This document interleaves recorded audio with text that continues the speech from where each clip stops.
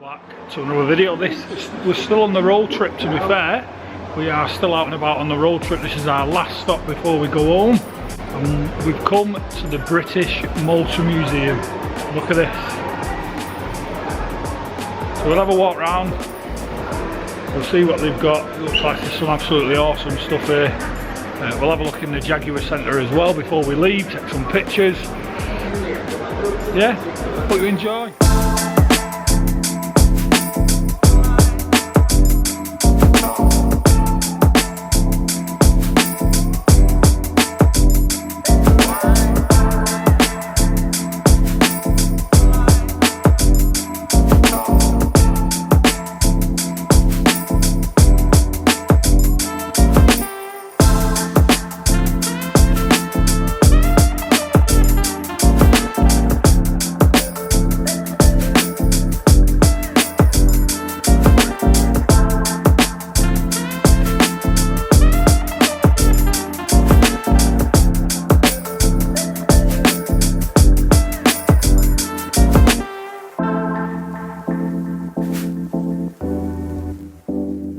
Check this out. See if you can guess what this is. I thought, come around the corner here, look, I'll take you back.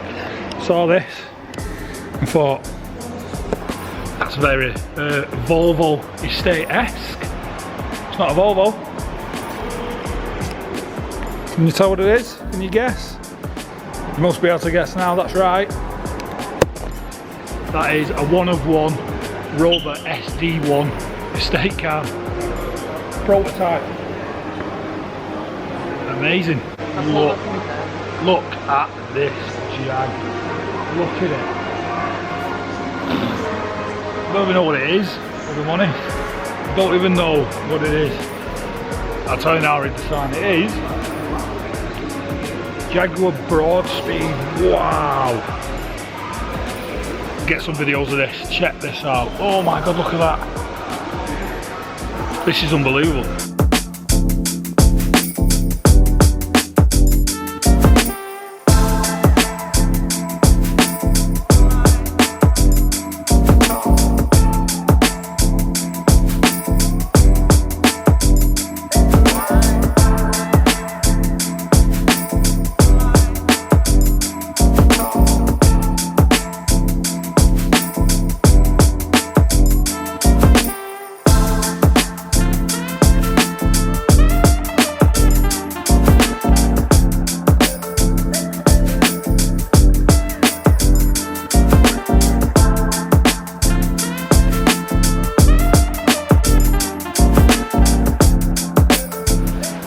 This is cool.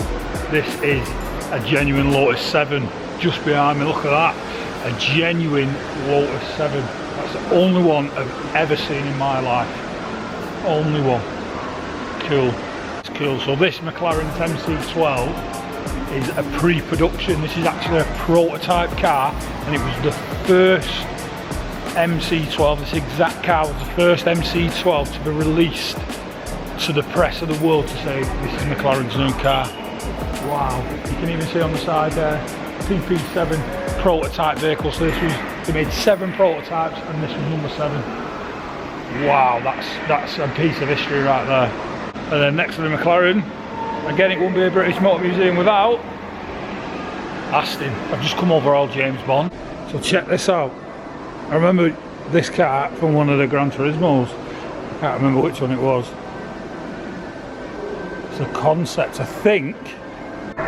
So I think it's called the Range Rover Stormer. And to me, that looks like the birth of the Range Rover Sport. Looks very similar to the original Range Rover Sport.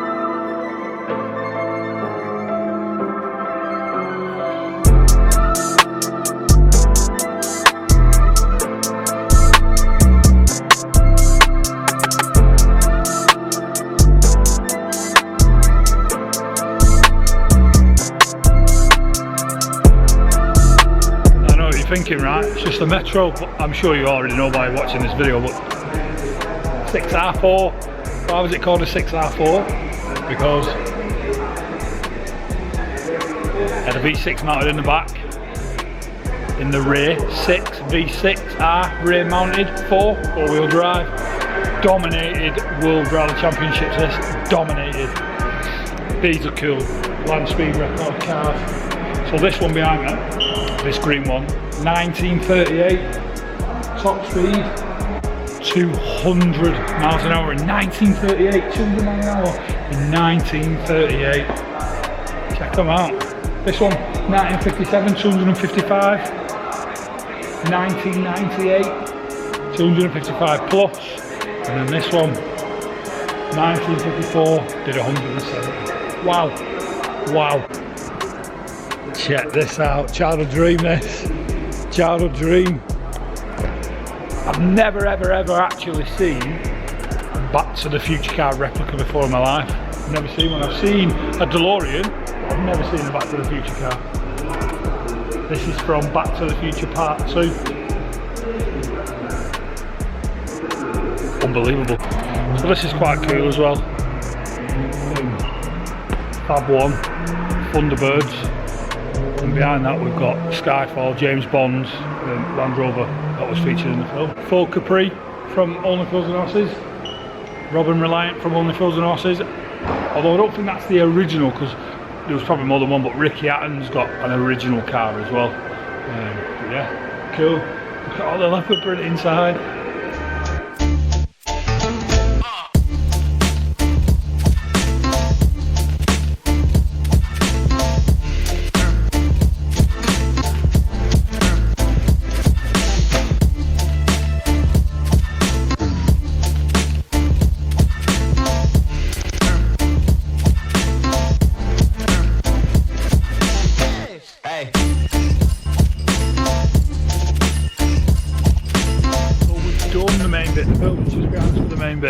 We're just heading over now to like the Jaguar section where there's 200 cars, and this is the bit I'm excited for. This is the bit that I wanted to come, and I'll tell you why when we get in there, because there's a certain car that I'm hoping is still on display for us to see today. So once we're inside, and we found it, I will let you know.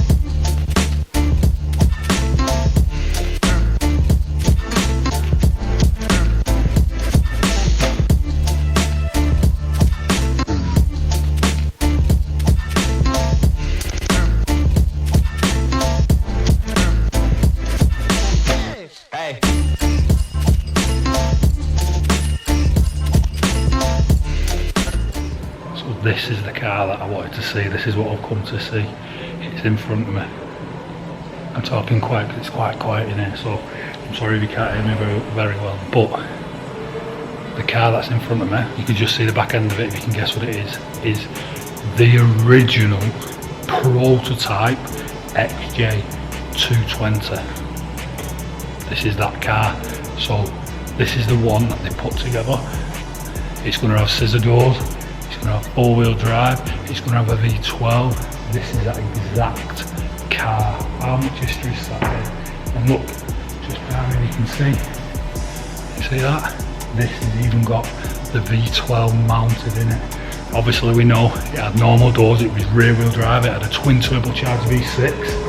But look at it, this is that original car. That's unbelievable.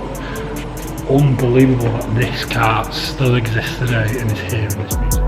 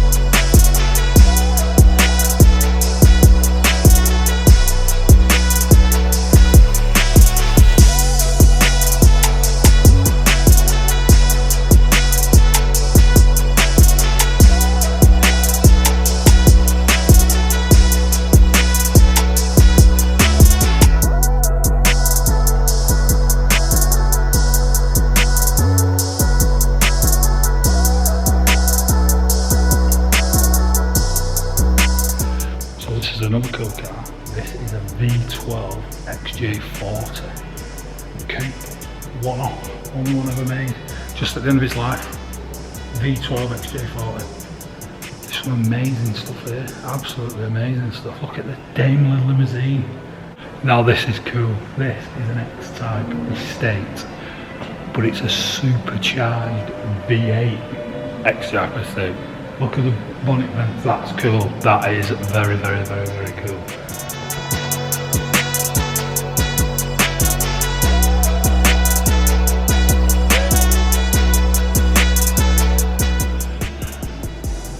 This car's very, very, very special.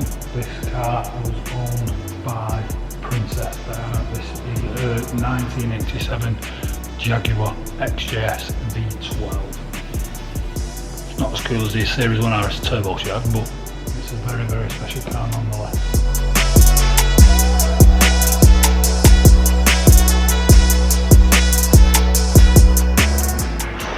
Just behind me, back to the workshop, this is the heritage building. We're upstairs. This is the workshop. You can see that's a 888 Astra.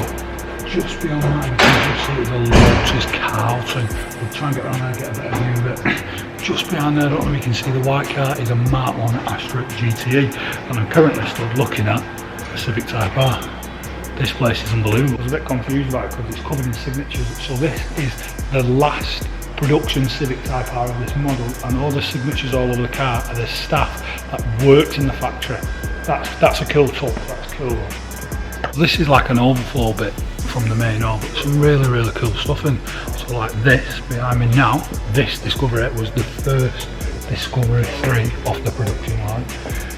In the corner there, that Range Rover was the first Range Rover of that shape off the line. This Rover 75, which is in front of me, again, first Rover 75 off the production line. Some cool stuff in here. Another first off the production line, another last off the production line, and they've all signed it. That works on it. It's really nice that some of this stuff's been preserved. So this is Prince Charles Range Rover. He once owned this. This blue Range Rover here in the middle, in front of the red one, is the last classic production line. It's the last one's come off the production line. That's very, very cool. It's got an armoured Range Rover here. There's just some really cool stuff. To see that it's been preserved the way it has is really, really nice. This is a North American specification, but just going a little bit further, if you look at this Range Rover. So this was once owned by the Queen Mother, and it's parked next to Prince Charles. It's quite cool to see them both here together. I'm sure they used to be parked next to each other quite a lot, and it's nice to see that they're sat here together now. So what's nice about looking at stuff that's like first and last off the production line, they're also doing it with modern vehicles as well. So this Evoque is the first Evoque ever off the production line. So it's good to see that they're carrying on that tradition and carry on saving the first off production line. What is that?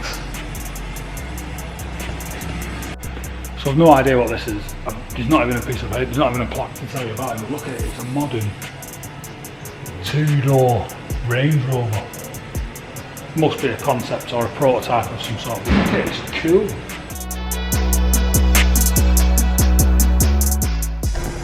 And this is a Land Rover from the film Tomb Raider. That's what this is. Cool, isn't it? Very, very, very, very cool. A very, very, very good place to come and visit, really.